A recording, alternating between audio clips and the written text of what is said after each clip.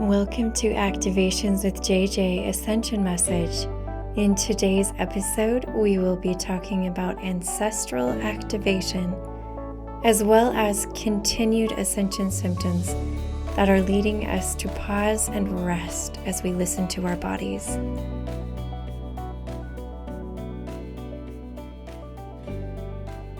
Welcome to another episode, my friends. I am thrilled to have you here. I'm excited to drop in. Here we are about a week after the very first of the month when I published our monthly energy update. I am excited to share a few extra themes with you. So they just keep cropping up. There are continued themes for the month of October that I think will affect you. And I was wanting to share them just so that you knew you are not alone in experiencing some of these things.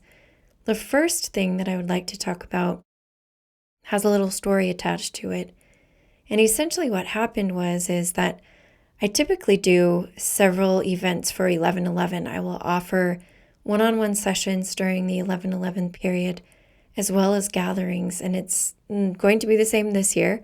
I plan on doing the sessions over the course of the 10th and the 11th, as well as a virtual gathering. And then this time, I'm so excited, I get to do an in-person gathering in Los Angeles. If you are interested in joining us for any of those, all of the links are below.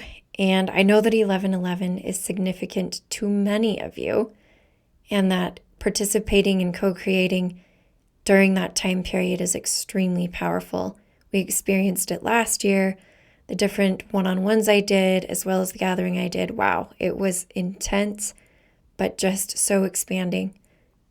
To make a long story short, I knew that I had been preparing and planning on doing those 11/11 sessions, so I wasn't really, thinking about doing anything else during that time period. I thought, well, that's kind of a lot. That's enough. I'm good to go. And my guides kept kind of knocking on the door and kind of peeking in and saying, there's another thing that we'd like you to do. There's another offering that we'd like you to bring up. And I had a feeling that it had something to do with Samhain, or Samhain, many of you know as the pagan holiday, All Hallows Eve, Halloween time. There's also All Saints Day, and then Day of the Dead is at that same time period. So many cultures will celebrate it. It is known as a time when the veil is thin. If you've ever seen the Disney movie Coco, you know what I'm talking about, when the souls of our ancestors can cross over. And of course, with that celebration, the Day of the Dead, they go to the cemeteries and they decorate the gravestones with different decorations and offer them food. So it's known for a time when the veil is thin, we can communicate with our deceased loved ones. Well, I'm not a medium right now. I have been before. I'm currently not a medium, currently not working with those energies at this point in time. And I just kind of thought, well, but that's not really my thing. Plus, what would I do? What would this be for? And Spirit dropped in and was like, okay, you need to do one-on-one sessions. And many of you know I don't offer too many one-on-one sessions unless it's part of my mentorship programs or my soul integration or activation programs. And so I was thinking, okay, well, is this ancestral healing? What's going on? What do I need to do? So I just let it kind of sit there in the back of my mind. The days crept by and Spirit kept dropping in, and then the ancestors started coming. Yes, the ancestors started coming. I felt their presence, and I knew I needed to take this a little bit more seriously. So, in a nutshell, what has developed out of all of that is when I sat down to create the event, I felt very strongly like we needed to call in our ancestors to bring through, not healing, because normally that's what we think of when we think of ancestors. This time, our ancestors are going to activate us. Our ascended ancestors, many of our ancestors have ascended to higher vibrations. Others still need healing. You've probably worked with some, but there are those who are considered to be like ascended masters. They would like to return and provide us, their posterity, their bloodline, with activation in this particular time. The veil is more thin. There is a better chance of us receiving from them the quantity of energy that we can receive from them will be enhanced. And so I'm just going to go for it. Now, the other piece of information that I think is key to this is that Spirit came through with a theme. It wasn't just any old ancestors that came through. It was particularly the Celtic ancestors and, in a broader sense, the Lemurian ancestors. And if you joined my Lemurian Sisterhood of the Rose Gathering last month, you know that my guides also brought through that the Lemurians were also related to so many different energies and different cultures around the planet. So many of us are connected to Lemuria. There was the Philippines, there was parts of India, there was, I know, parts of France. The Celtic people is what came through. So those of you who are connected, I mean, always when I have people from Latin America, for the most part, come in, they've been connected to Lemuria. Those who are associated with the Polynesian Islands, also connected to Lemuria. There are places in Australia and New Zealand which hold the vibration of Lemuria, and of course Hawaii. Many of you know that Hawaii is connected to Lemuria. So anybody that is connected to those cultures would qualify to attend these sessions and help bring through these Lemurian and Celtic activations coming from our ascended ancestors. And the reason I bring that up is to let you know I'm doing this, but also to make you aware of this other theme. Now, it's not coming to us until the very end of October, beginning of November, but I figure that by the time I publish the November monthly energy update, it kind of would be too late for you to calibrate and prepare for this. So I want you to take a little bit of time over the next few weeks. I shared this with my mentorship group in an Instagram live. I have a private Instagram account that I, transmit information and go on do lives and all those things with my mentorship group. And I shared this with them as well. I challenge you to connect a little bit more with your ascended ancestors, the ones that hold the higher vibration of the new earth, and see what happens. Just see what happens. Let me know in the comment section or send me an email or just DM me on Instagram. And I would love to know what comes of that, because again, not only my guides, but also your guides and ancestors were knocking at my door frequently over the last week or so to let me know that this is what is going to happen, and to make sure that I shared and spread this news far and wide so that all of us who are on this journey can take advantage of the offering that our ancestors are providing to us. And I want to make it clear that you do not need to go through someone else to access your ancestors. I am creating this offering for you, obviously, because I believe that I can hold space for you if that's what you desire. But you can do this by yourself through pure intention in the best way for you. So use your discernment. How are you going to receive these ancestral activations? Through what avenue are they going to come to you? It could literally be through a guided meditation. It could be in your dream time. So hold space for yourself to experience it, whatever is best for you.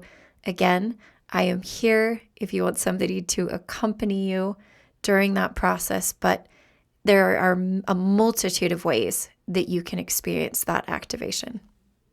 All right, the next subject that I want to jump into for this Ascension message has to do with Ascension symptoms. I know that some of you have been noticing different things coming up. It's the 9th of October when I am actually recording this. It's the full moon, and I will be publishing it just right after the fact. But I know that a lot of you have been feeling very fatigued. I also shared this in my mentorship group. I shared this with friends. We've talked about it. It's been a common thread throughout many of my one-on-one sessions. People are feeling tired. What dropped in for me was a couple of things. First of all, if you haven't had a chance to check out my Lyran reel, I did a reel where I channeled Lyran light language, and they came through with a beautiful message. And the crux of the message was the word rest is in the word restoration. And so in order to be restored, we must take some time to rest, was essentially what they were saying. They also recommended we listen to our bodies more. We pay attention to those signs and signals, and that we don't judge the idea of rest. That's something else that came through.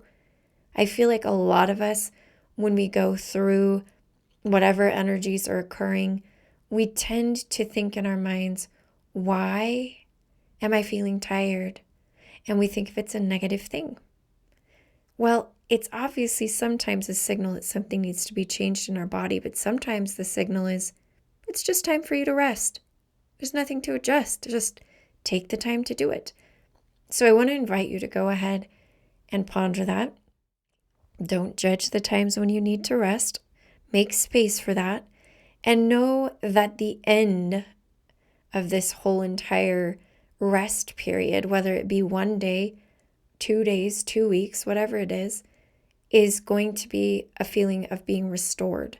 I honestly don't feel that this period is going to be very long. I do think that this very first week of October was the time period for more rest. And as we head into the latter parts of the month, we are going to notice the restoration of our energy is going to come through a little bit stronger. The last thing that I want to drop in and mention to you has to do with timelines. I've noticed that a lot of people are still dealing with timelines, and this is kind of like a bonus topic that I just realized I wanted to comment on and didn't mention at the beginning of the episode, but timelines are really coming in strongly. And my friends, just remember, as your clairsentience, your clairvoyance, all of your clairs begin to come online with more intensity, you are going to be aware of the multidimensional characteristics, the multidimensional properties of your existence, including but not limited to the timeline that you are in. You are going to notice glitches. I've talked about this before. You are going to notice that you begin to become aware of all the different possibilities for you, and that can be a little bit overwhelming. The way that this is going to manifest is that you're going to allow your mind to wander, and you're going to feel like you're literally playing out different possibilities in your mind, and you're going to take them pretty far. You might even have some dreams. Just know that the reason why you're experiencing some of these things, and they may feel very detailed, is not to lock you into one of them. When I first started developing my psychic abilities, I would have flashes of potential timelines. And at that time period, I thought they were set in stone. I was like, oh my gosh, I just saw myself at this certain place and this certain time, and I just know that this is going to happen. And in the end, I don't think that was my most probable timeline. But at the moment, I was like, oh, I know this is happening. I feel it. It's so real. It was real. It was another timeline that I never ended up, because of different choices I made, I never ended up really making that the most probable timeline. Okay. But I still saw it. So as you begin to sharpen your psychic senses, you're going to have flashes of psychic visions of the future, and you're going to wonder, is that what I'm supposed to do? And there's going to be this like feeling, do I need to act so that that happens right now? You really don't need to do something right in that moment. I want to invite you to consider just sitting with that vision for a while before you choose to head in that direction.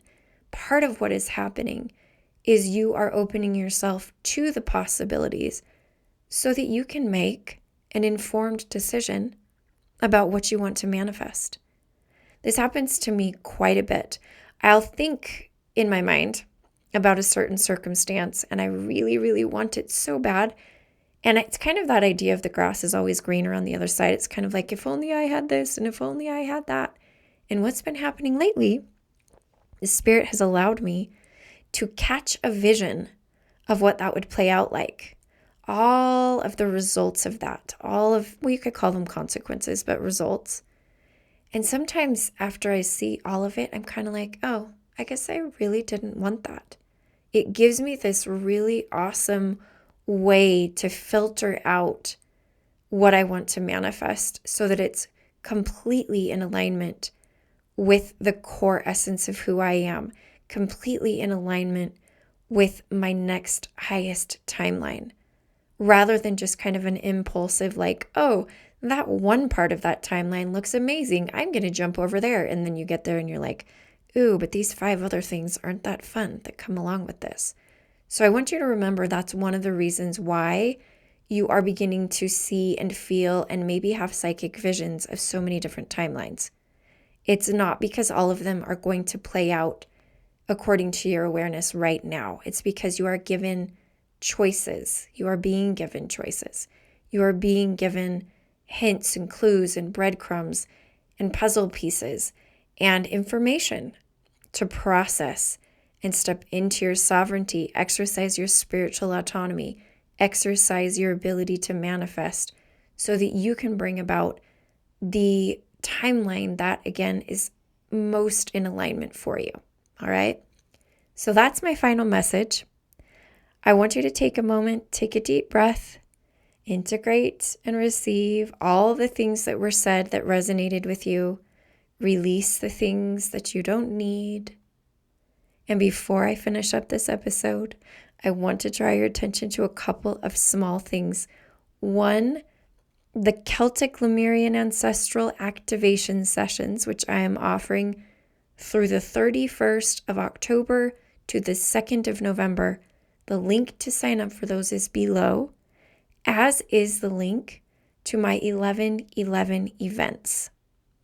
In addition to that, if you're interested in working with me on a deeper level, I want to invite you to a couple different things. One is Angelic Activation School, which starts on the 22nd of October. That is done in a group offering, and it is an incredible way to connect with your angelic guides, activate additional parts of you that are angelic. We have wings, we have halos, we have these parts of us that are coming online. And as we connect with our angelic families, especially for those of you who are angelic hybrids, I have lots to say about that, but I'm going to publish an episode in the next couple of days about how to know if you are an angelic being or an angelic starseed, however you want to put it. And then I also have my light language mentorship starting up on the 22nd of October. Both of them, again, are starting that day. And this is an incredible opportunity for those of you who've been nudged by spirit to further develop your light language abilities, but it feels a little bit overwhelming or intimidating. This is a completely safe space for you to do that in. I promise you, it is an experience that you will never, ever forget, that you will be able to become aware of gifts that you didn't even know existed. This is what happened in the program that I just finished. I just finished my very first light language mentorship group.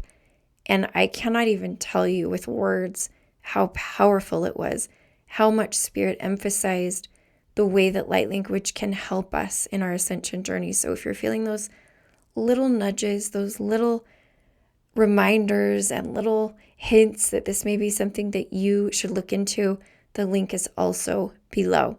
In addition to that, I have a couple more gatherings coming up this month. We have our Lemurian Sisterhood of the Rose on the 23rd of October and a light language circle, which is not quite as intense as the light language mentorship. It's a great way to get your feet wet. And that is also on the 23rd of October. Thank you so much, my friends, for co-creating with me. As always, I am sending you so much love and reminding you that I am you and you are me and we are we. Until next time.